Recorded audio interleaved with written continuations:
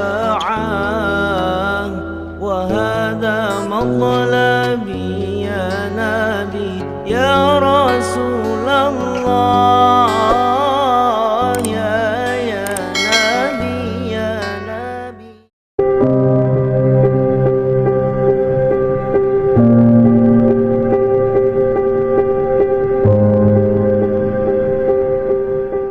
Zulqa'dah mulai keonaran, orang-orang luar masuk ke Arab Saudi membuat onar. Di bulan Zulhijjah jamaah haji sampai berdarah-darah. Darah jamaah haji di Mina sampai ke mata kaki kata Rasulullah. Di bulan Muharram Al-Mahdi muncul. Itu urutannya. Jadi kalau sudah jatuh meteor udah jelas nih, Muharramnya Al-Mahdi akan keluar. Tapi ini urutan. Namun dari hadis yang kita dengarkan tadi, ya, hadis yang kita bacakan tadi, terbunuhnya satu jiwa yang berhati mulia, berjiwa mulia, adalah sebuah indikasi setelah itu Al-Mahdi akan dibayar oleh manusia. Jadi banyak tanda-tanda. Jadi kita nggak perlu kaum muslimin harus, apalagi untuk meteor akan menghantam bumi, kan ada tanda yang jelas. Dan ini hadisnya Hasan, ya, bisa dipegang. Bumi dikelilingi oleh bintang berekor selama 3 hari berturut-turut sampai 7 hari berturut-turut kata Rasulullah. Jika itu sudah terjadi, bersiap-siaplah kamu. Kan begitu kata Rasulullah sallallahu alaihi wasallam. Jadi jelas, Pak. Nah, tapi yang memang tahu yang dengar pengajian kayak gini ini. Yang nggak dengar pengajian yang nggak tahu sama sekali. Hanya menikmati bintang berekor, lalu selfie-selfie. Ya, padahal itu tanda-tanda. Yang dengar pengajian kayak bapak-bapak ini langsung Masya Allah, ini dulu yang disampaikan. Ya, begitu. Nah, cukup. Sekarang kita sempurnakan pembahasan Al-Mahdi.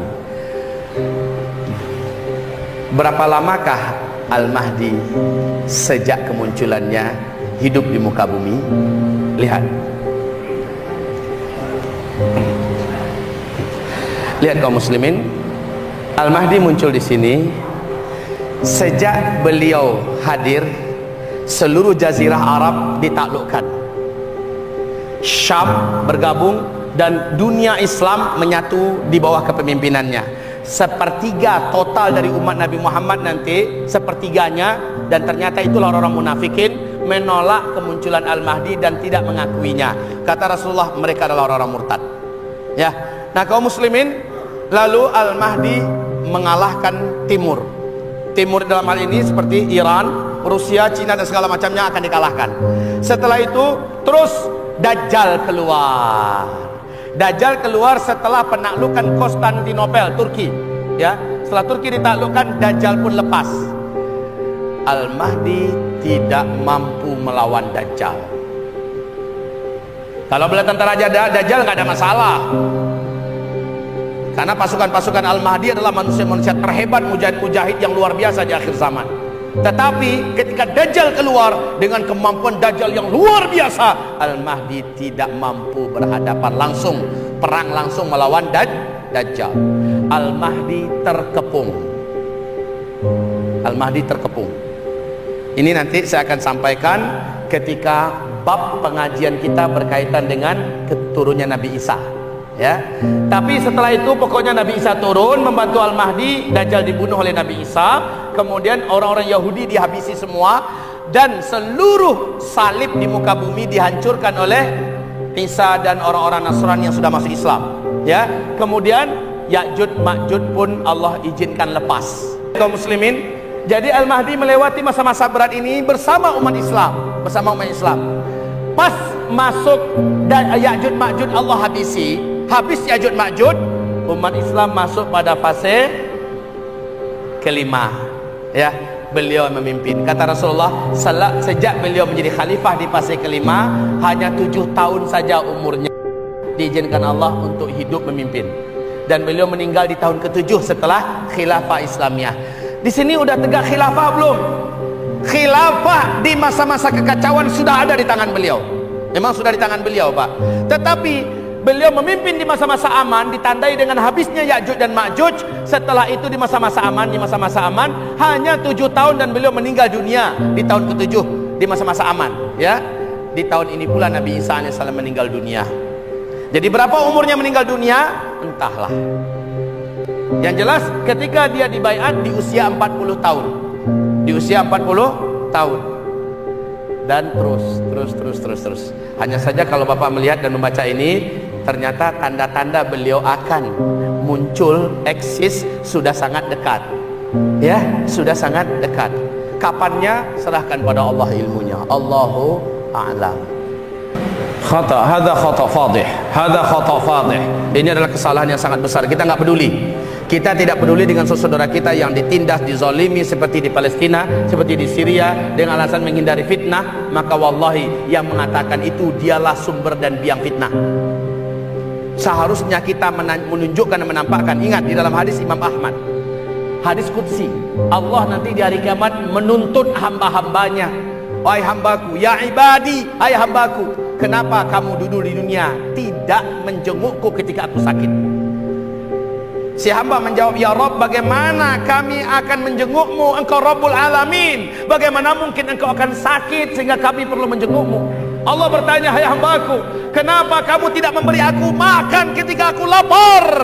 Maka orang ini menjawab nanti, ya Rabb, engkau Rabbul Alamin, bagaimana mungkin engkau lapar lalu kami memberimu makan dan engkau maha kaya? Allah bertanya, hai hambaku, aku dizalimi, kenapa engkau tidak datang membelaku? Hamba ini menjawab, ya Rabb, engkau maha kuat, engkau Rabbul Alamin, bagaimana kami akan membelamu sementara engkau maha mengalahkan dan tidak terkalahkan? Terus terjadi. Lalu Allah berkata, hai hambaku, kamu dengar ada hambaku kelaparan, kenapa kamu tidak membantunya, memberinya makan? Itulah yang dimaksud dengan aku lapar. Kenapa kamu tidak datang, beri dia makan? Ada yang dizalimi, kenapa kamu tidak datang, tolong dia, bela dia? Itu yang dimaksud, Pak. Ada saudaranya yang sakit, kenapa tidak kamu kunjungi? Kamu belai dia, kamu obati dia, kamu bantu dia. Itu yang dimaksud. Bagaimana kita menjawab? Hah? Oh, ini menghindarkan fitnah. Menghindarkan fitnah. Yang kita perlu bela adalah bagaimana cara agar bisa menolong yang masih hidup, menolong yang masih hidup. Bela mereka, tolong mereka yang sakit, upayakan mengobati mereka yang lapar, upayakan beri mereka makan. Yang sedang perang bagaimana? Kalau kita punya kemampuan, bantu. Kalau bisa dengan fisik. Tapi kalau zaman sekarang udah sulit, ya. Kalau bisa dengan harta. Kayak Palestina, kayak Syria dan sebagainya. Apa yang bisa dibantu? Dalam rangka menyelamatkan kaum muslimin di sana, bantu mereka kaum muslimin yang kami muliakan. Oh, nanti kalau kita ke sana ini akan terjadi pertumpahan darah semakin seru, kaum muslimin sana makin dihabisi, nanti makin banyak senjata-senjata yang ditembakkan kepada umat Islam, dan yang pergi pun bisa-bisa mati di sana. Masya Allah kaum muslimin. Yang pergi juga jangan orang-orang kayak kita. Yang pergi itu orang-orang berkualitas, ngerti bahasa, kuat imannya, cakap dalam menggunakan senjata, ahli bahasa, ahli dalam strategi perang, punya kemampuan untuk perang dan segala macamnya. Jadi jangan pergi ke sana itu buat mengganggu di sana. Malah kita di situ jadi beban orang. Orang lari kencang, kita masih tunggu sebentar, mana ada tunggu-tunggu. Ya kan? Jadi yang pergi juga tahu diri dong. Jangan mengandalkan semangat doang, Pak. Semangat nanti dipakai oleh orang, akhirnya bom bunuh diri sana, bom bunuh diri situ. Harus dengan ilmu, harus dengan kemampuan fisik, terlatih kita. Lah kalau itu nggak dimiliki, jangan pergi. Cukup bantu dengan dana, cukup bantu dengan doa, ya. Dan dukung umat Islam yang sedang berjuang di sana dengan membantu menyebarkan informasi yang benar tentang perkembangan mereka. Ini, Pak.